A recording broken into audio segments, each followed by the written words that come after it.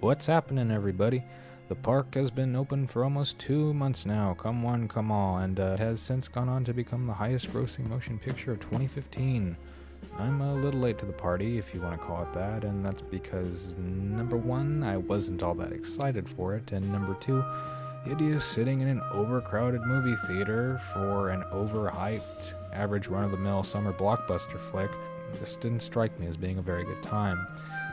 But now that I've seen it in what I like to stress is a very legal format, how was it compared to my expectations? No, it wasn't that bad. It wasn't really bad at all, actually, but it was what I was expecting. It was a summer blockbuster. Now, having said that, it wasn't nearly as stupid as I thought it would be. And don't get me wrong, it was still pretty dumb. I mean, we all saw that trailer. You're watching it right now, even, but just in case you forgot. Anyways, this movie takes place 2 decades after the first Jurassic Park, not the second or the third. They don't exist. The park in this movie has been open for one of those decades.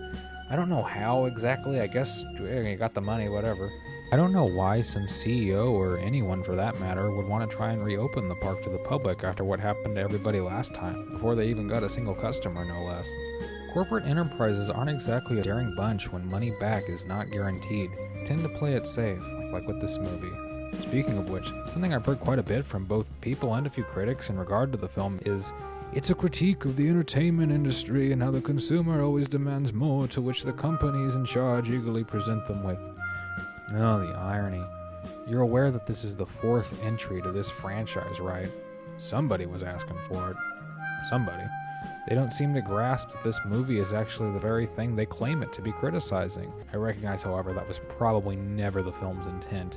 It's not its fault that people are stupid. The moral of the story is that money wins. Yes! What was I saying? Oh yeah. The park has been open for 10 years, and in the interest of keeping the park feeling fresh, they pooled their resources to create a new species of T-Rex, called the T-Rex. Seriously, why is it always a new T-Rex? We joined 2 brothers for their trip to the park to both meet with their aunt, whom they haven't visited with in 7 years, and see some dynamite. After some time on the island, we meet up with Chris Krabby Patty, who's being approached by some militant asshole who wants to breed and use raptors in the army before the genetically enhanced T-Rex escapes, and havoc ensues. The escape could have been prevented quite easily, actually. You see, when the super white lady, who kinda reminds me of Aerith, is showing Owen the newly cooked up dino for the first time, they don't see it right away. And not long after, he makes mention of some claw marks on the side of the containment unit, leading to the assumption that it managed to climb out. It didn't really, though. It actually just marked up the wall, to make them think it escaped. It's still in containment, despite actually having a tracker on the dino at this point and being able to confirm its position on the island. The first thing Claire does is run to her car and drive off towards the control center. Once down the road a ways, she calls them to ask for the dino's location.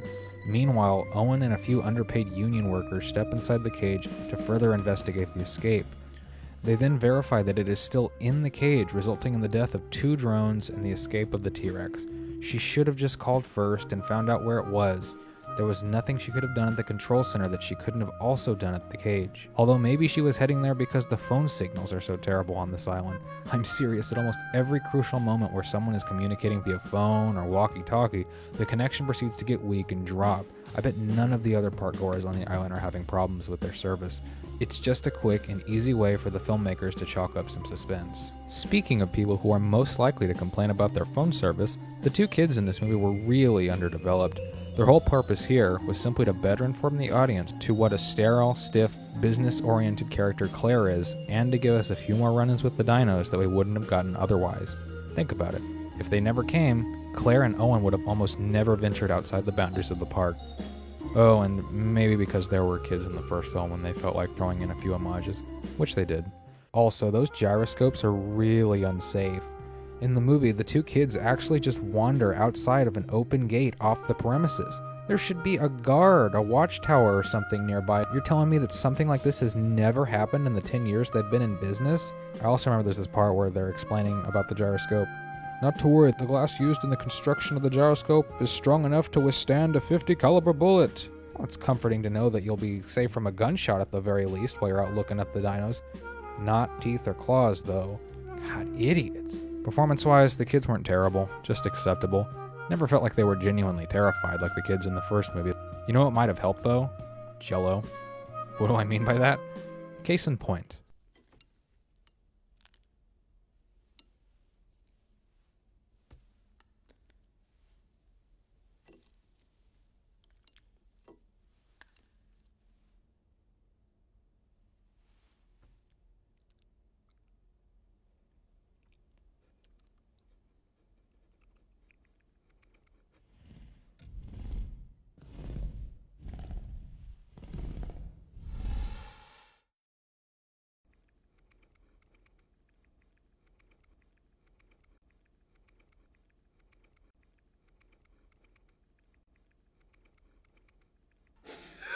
Getting back to the T-Rex though, I have to ask, why is it such a hellion?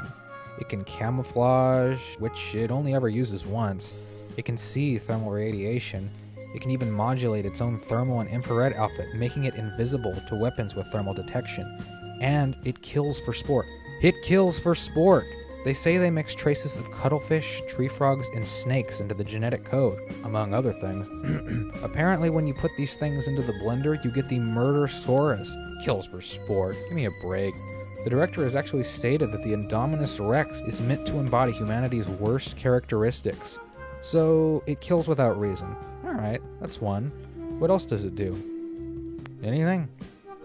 I'm not seeing it. Does it lie? Does it... Oh. It's greedy, and it likes profit. Well, if you say so. But what can you expect from a movie where they chose not to update the looks of the dinos based on all the new findings since the release of the original Jurassic Park? Their reason?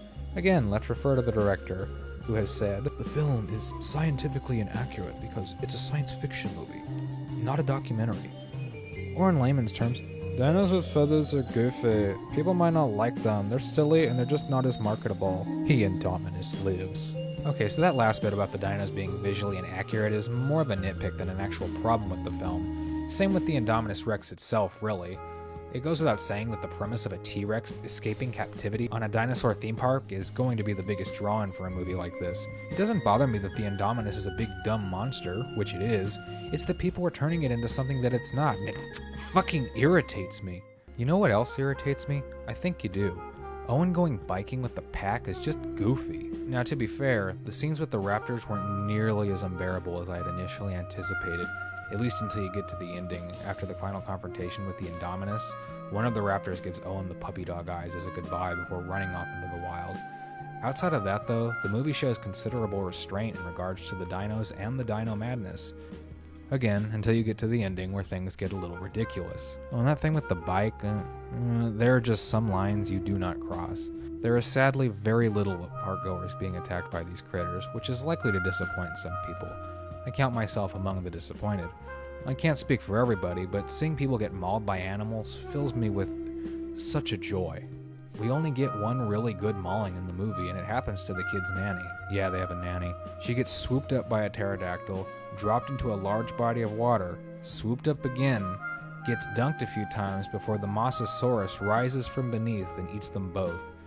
Pretty good stuff. So yeah, after all that, I know what you must be thinking. Did I even like this movie? Sounds like I hated it.